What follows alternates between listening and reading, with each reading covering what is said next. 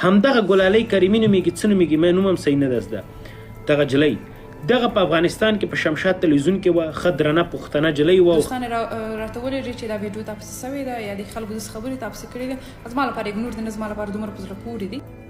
د ګلالی کریمی ځواب حسیب ځواک ته او هغه چاته چې د هغې ویډیوګانې په دې وروستیو کې په انټرنیټ کې خپرې کړي دي بالاخره ګلالی کریمی جواب ورکړ او ټولو ته یې وویل چې زما په ویډیوګانو کې ستاسو څه او زما شخصي ژوند ته ولې باید تاسو دومره اهمیت ورکړئ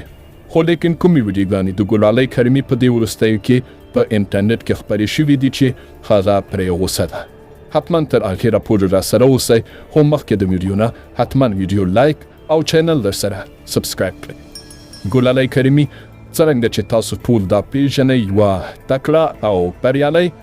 د شمشاد نړیوال تلویزیون مجري وه چې هلته یې ډېرې لویې خپرونې درلودلې ګلالی کریمی په شمشاد لمر او همدارنګه نورو رسنیو کې فعالیت کړی دی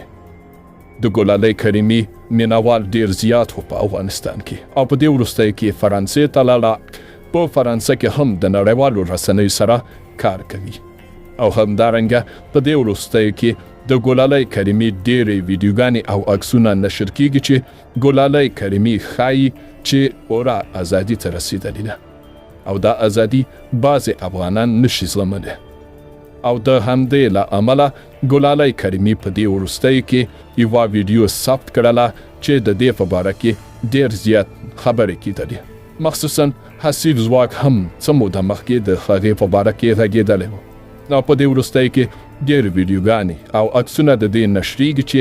ګلالی کریمی په فرانسه کې د چا سره واده کړی یا بل څه خو دوستانو ګلالی کریمی وایي چې زما شخصي ژوند کې نه باید کار ولرئ او دا پیام تر ډیره سم هم دی لطفا د هیڅ چا په ژوند کې کار مه لرئ او ډیره مننه چې تر اخره پورې را سره وئ په اخر کې کولی شئ ویډیو در سره لایک او د دوستانو سره یې شریکه کړئ ښه بریالي آرامه او کامیابه اوسئ مننه